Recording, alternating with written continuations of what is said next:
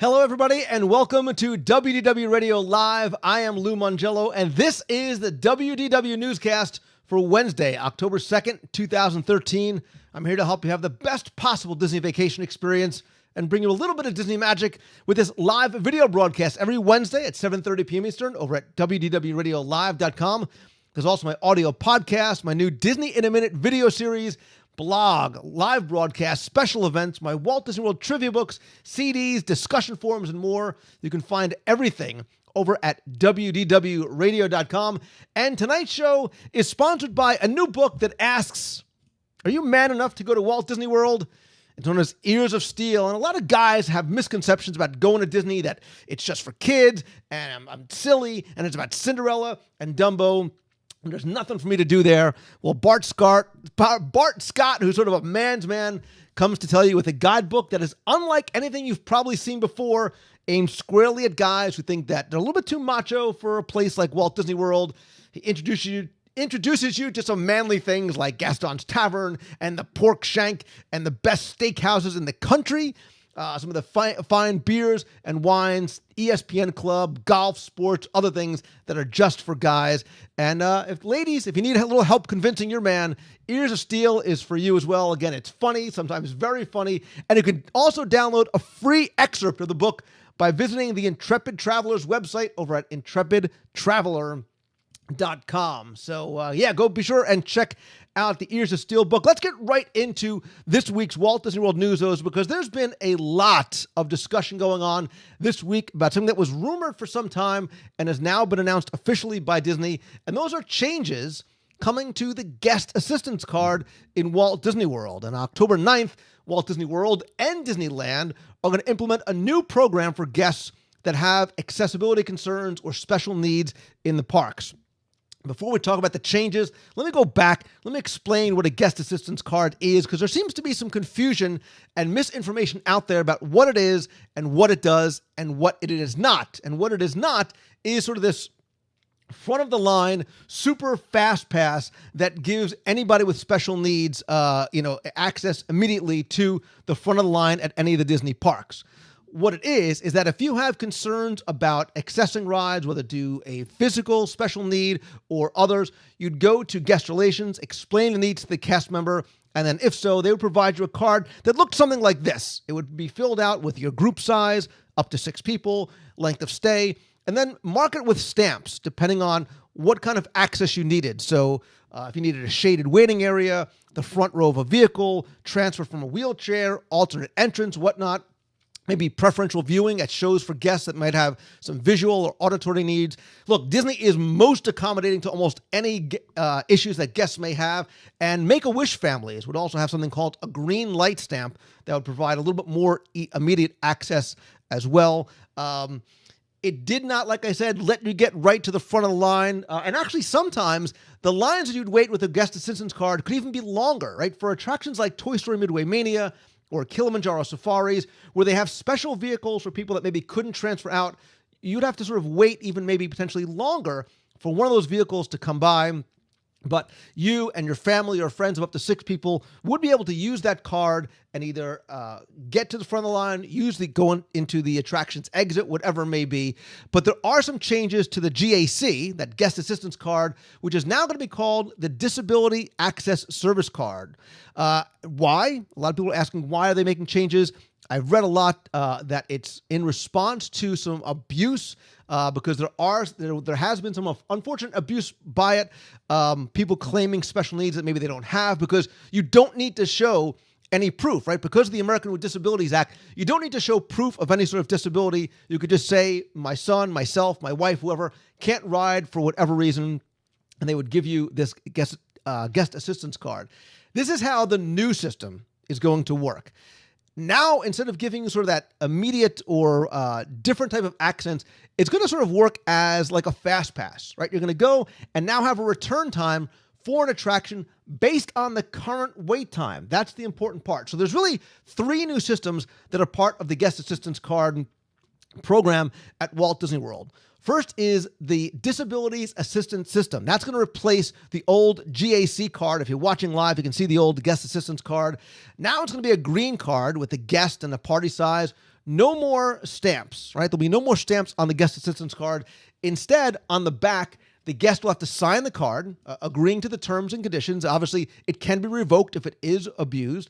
It is clear that it is not a fast pass, and there's spots on the back for return times. So when you go to an attraction, a cast member greeter will take the current wait time, take 10 minutes off that, add that time to the current time, and then tell you to come back to either access the attraction using the regular entrance or using an alternative entrance. So, for example, let's say you have one of these cards and the wait for Space Mountain is 30 minutes and it's 1 o'clock in the afternoon. You're then going to be told to come back at 1:20 to use the Fast Pass line, right? So because, again, a lot of these attraction entrances are conducive to use of wheelchairs and scooters and things like that. You can only get one return time for an attraction at a time. So it is very much like the Fast Pass system. And to prevent abuse and forgery, cast members are going to use different colored pens, whatever it may be, to determine when and how those are actually given out. Again, Give Kids the World kids, Make-A-Wish families that used to have the green light stamp, now we're going to have something called a Wishes lanyard, which is the guests are going to receive before they get to the parks. It's not going to be distributed at the parks, which will give them that same type of immediate access and special privileges that are different than the guest assistance card. And then if you have a wheelchair, right, and there is no wheelchair access to certain attractions, and again, most do. There's probably maybe a dozen or so, a lot in the Magic Kingdom, Toy Story Midway Mania, I believe, no, there's one other one that does too. I know Star Tours doesn't as well too. You're going to get a card that's going to have a return time, and then you'll be able to go into an alternate entrance. Usually it is the exit, and the wait time is going to be about what waiting in the queue will be. So another important distinction too with the new cards is the guest who needs the card must be with the group and ride the attraction. So now you can't say, my family wants to go ride Space Mountain, here's my card, and then you not ride with them. You, the person with the special needs that has the card, has to ride with them as well. So the bottom line basically is this. It is not a front of the line pass. It never was, right? That's the important thing. It's really going to help combat some of the abuse that's been put in place, not because of people, and there's been a story in the media about hiring other people to that had special needs to sort of tour around with their family. Yes, there was some abuse of the system because anybody could get one. So you could just say, I needed a wheelchair, I need to get in. But I think really they're making the changes because of the increase in requests that Disney is getting for special access. This way, there's a more consistent experience for all the guests while still accommodating those that have guests with disabilities or special needs. Again, Disney wants to accommodate anybody who can't maybe wait in a queue, has either an apparent or non-apparent disability, right? Not all disabilities are physical in nature.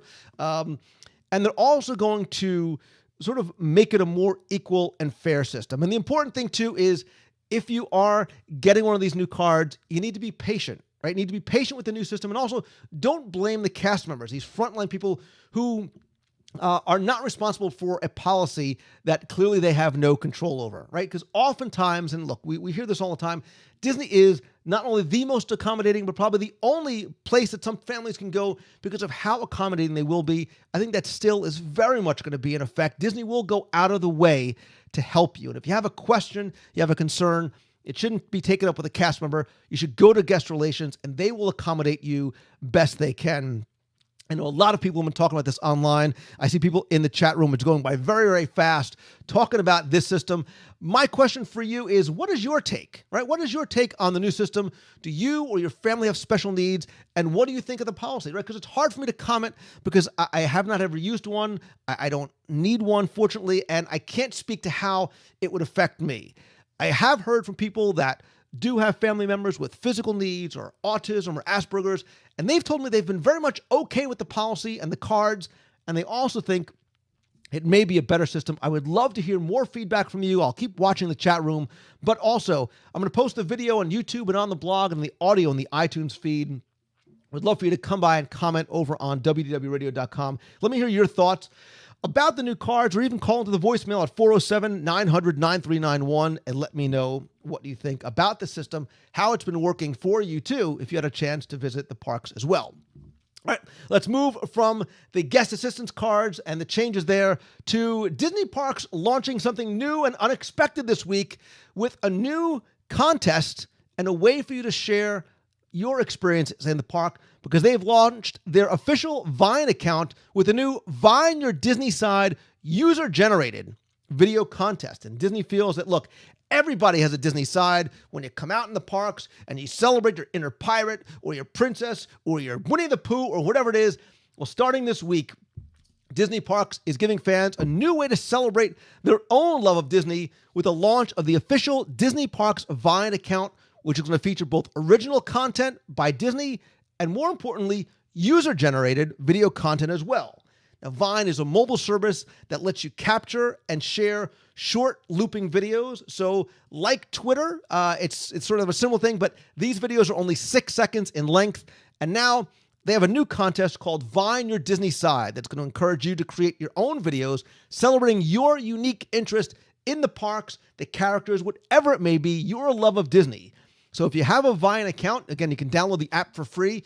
You can create videos and use the hashtag Disney Side Contest. And what will you win? Well, you get a chance to appear on the Disney Parks Vine account, which is pretty cool. But starting around October 7th, selected videos are going to appear on that account, with each filmmaker receiving $1,000. The creator of each video is also going to receive a chance to win a vacation to Disneyland or Walt Disney World, and get this, a $10,000 commission to create a series of Disney Side videos. For more information on the Vine Your Disney Side contest, to see the entire list of rules, you can visit DisneySideContest.com. I personally love this idea for a number of reasons, right? Most importantly, because they are empowering us, the guest, to create and share content, not just with our friends or our family, but with Disney themselves, right? We talked a long time ago about them rolling out Wi-Fi in the parks. It's not just because they want you to use the My Disney Experience app. They want you to take this content, create it, and share it. And Disney wants to help propagate and share that content with you and for you as well. If you think about Disney, they have always been, right, for years, since the beginning, they've always been very much in control of their message and how and where and when and why it is delivered. Now they are entrusting us to do that, and more importantly, be a part of the official message. So it's a great way to win, to participate, and it encourages us to do even more social sharing in the parks. They very much embrace Twitter and Facebook in a big way. I think they've got, 12 million, 13 million likes on their Facebook fan page. Well, now this is a great way for us to be part of what Disney is doing. We've seen this being rolled out over the last few years with having a blog we can comment on, and the Moms Panel, and some of the other things Disney has done to allow us to become content creators alongside with Disney, not them trying to overpower what we're doing or just put out their message.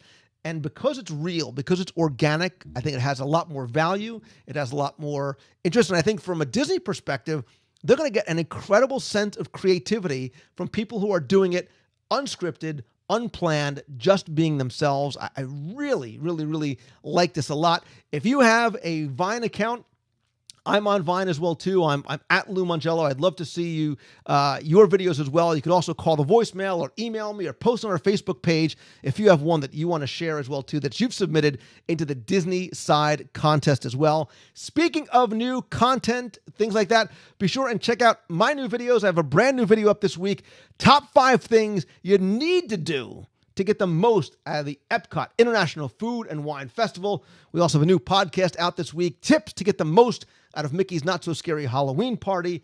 There's also a new video up as well there too, so be sure and subscribe to the YouTube channel and comment there. Subscribe to the show on iTunes, rate and review it there. More importantly, please help spread the word. Tell your friends about the show, and be sure and tune in every Wednesday at 7:30 p.m. Eastern. I want to thank you guys so very much again for watching. I am Lou Mongello, so until next week, have a great week, everybody. See ya.